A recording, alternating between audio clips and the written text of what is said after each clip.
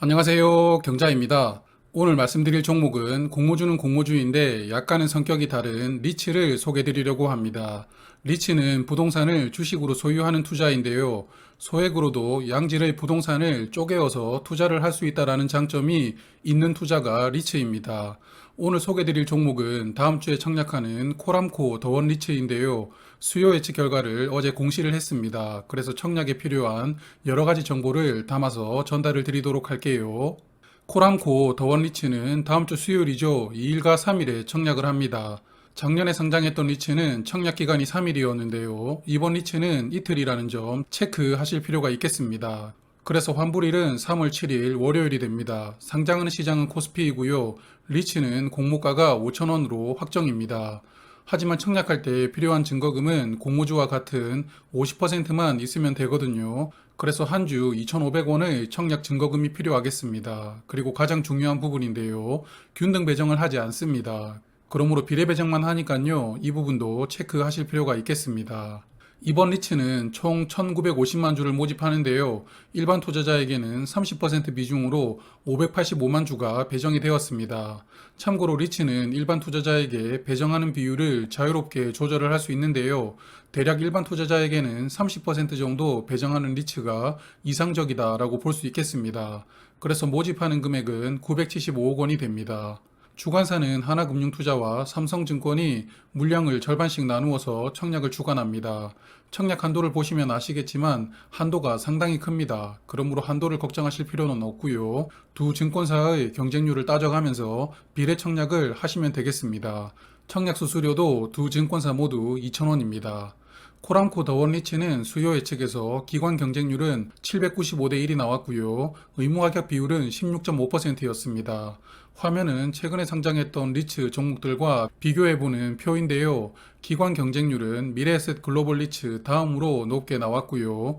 의무 합격은 최근 상장했던 리츠와 비슷한 수준으로 신청이 들어왔습니다. 그러므로 수요 예측 결과를 평가를 하면 전체적으로 양호한 수준으로 기관 투자자들의 선택을 받았다 이렇게 말씀드리고 싶습니다. 의무 합격을 세부적으로 보았는데요. 건수 기준으로는 15.6%, 수량 기준으로는 16.5%입니다. 건수와 수량의 차이가 거의 없으므로 좋아 보입니다. 의무 합격을 세부적으로 보면 1개월 합격이 가장 많았고요. 그 다음은 3개월 합격이었습니다. 총 발행되는 주식수는 4,040만 주입니다. 기존 주주가 2,090만 주 보유하고 있는데요. 비율로는 51.7%입니다. 6개월 보호예수가 걸려 있거든요. 그러므로 상장일에 유통되는 물량은 공모주주의 주식뿐인데요. 의무 합격을 감안했을 때는 약 1,600만 주 정도가 유통이 될 것 같습니다. 전체 주식수의 약 40% 정도 유통 물량으로 불릴 것 같습니다. 그리고 화면은 코람코 리츠의 기존 주주들인데요.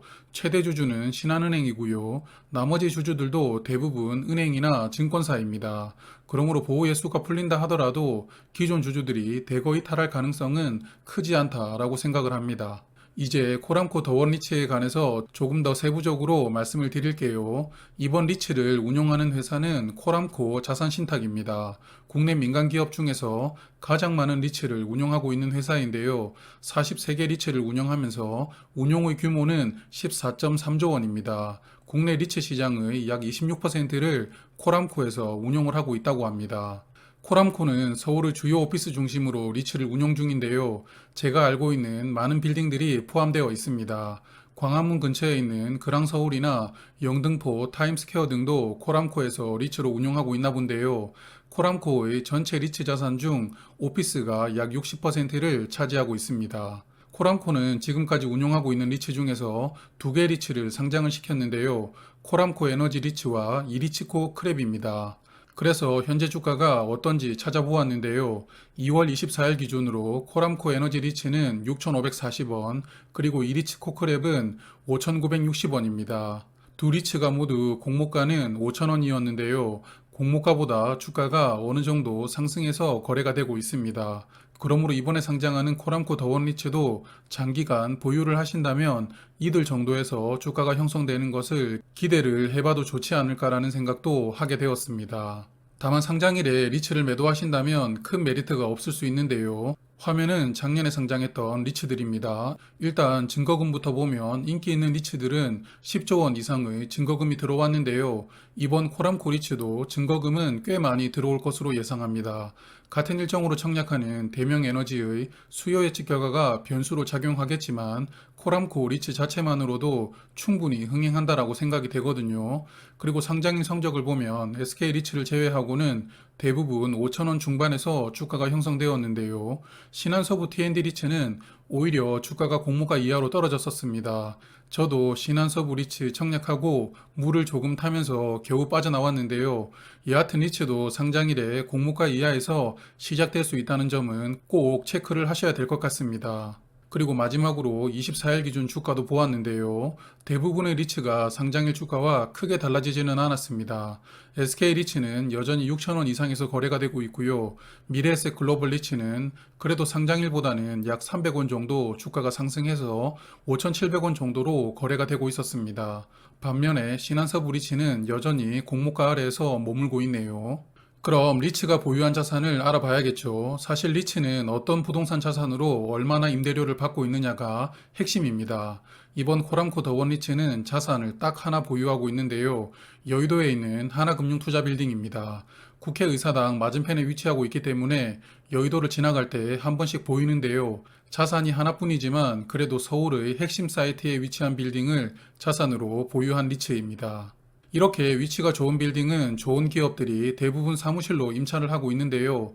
먼저 하나금융투자는 빌딩의 약 56%를 임대로 사용하고 있고요. 이외 한국 3M과 인텔 코리아가 26% 정도 공간을 임대해서 사용하고 있습니다. 임차인들이 탄탄한 기업들입니다. 현재 이 빌딩은 공실률이 1%라고 합니다. 그 말인즉슨 빌딩 공간의 99%가 임대가 되어 있다는 의미인데요. 여의도 평균 공실률이 약 5% 정도이고 서울 평균 공실률은 약 4%인 것을 감안하면 상당히 공실률이 낮은 빌딩입니다. 공실률이 최대한 낮아야 임대 수익이 극대화가 될 수 있으므로 리츠 투자에서 공실률은 아주 중요하게 보셔야 되는 지표입니다.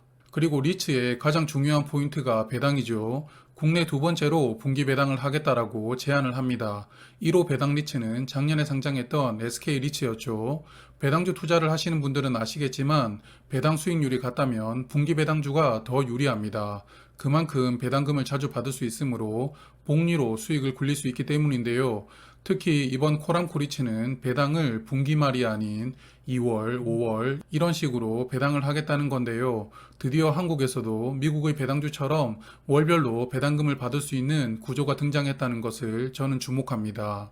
현재 국내 모든 배당주들은 3월, 6월 이렇게 분기말 배당을 하다 보니 대부분 배당금이 비슷한 시기에 들어오게 되는데요.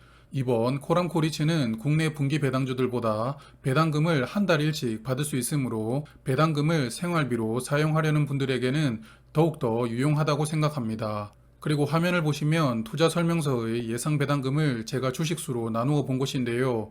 향후 1년 동안 분기마다 평균 80원 정도 배당금이 나올 것 같습니다. 그래서 1년을 보유하신다면 약 310원 정도 배당금을 받으면서 공모가 5,000원 기준으로 배당 수익률은 6.2%가 될 것 같은데요. 괜찮은 수준의 배당 수익률입니다. 그래서 국내 주요 분기 배당주들과 비교도 한번 해보았습니다. 21년 배당금을 기준으로 제가 22년 배당금을 예상을 해보았는데요. 삼성전자는 22년도에도 특별 배당금이 나오지 않는다면 올해도 361원씩 배당하면서 연간 1,445원 배당금 받을 것 같고요. 현주가 기준 2% 배당 수익률입니다. 쌍용 CNE는 5.8%, 포스코는 5.4%, 효성 ITX는 4.5% 예상합니다.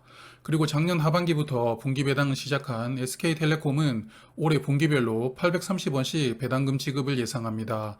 그럼 연간 3,300원 정도 배당금을 받게 되면서 현주가 기준 배당 수익률은 6.1%입니다.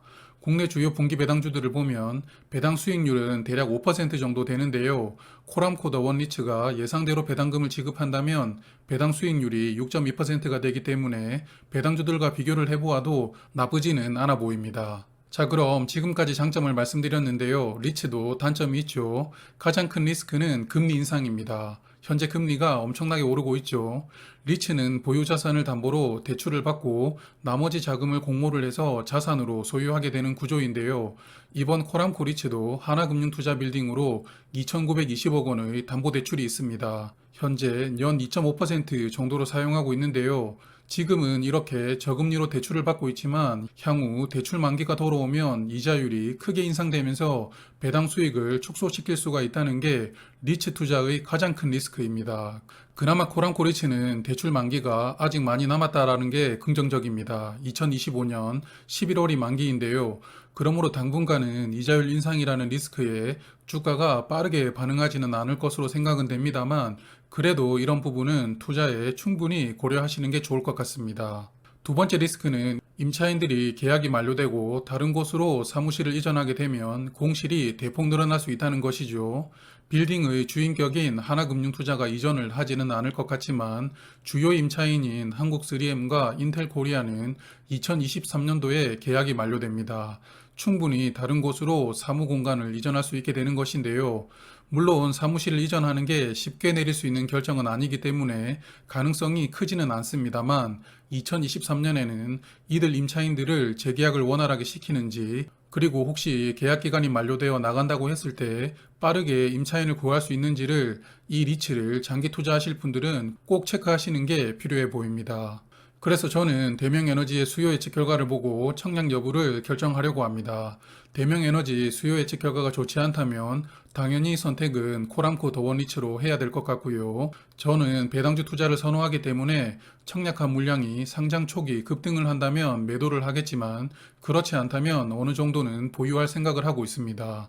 그러므로 이번 코람코 리츠는 배당주 투자를 목적으로 하시는 분들에게는 하나의 선택지가 될 수 있다라고 말씀드리고 싶네요. 리츠는 균등 배정을 하지 않는다는 것 다시 한 번 더 말씀을 드리면서 오늘은 여기까지 하겠습니다. 고맙습니다. 이제 봄이 오네요. 황사 조심하세요.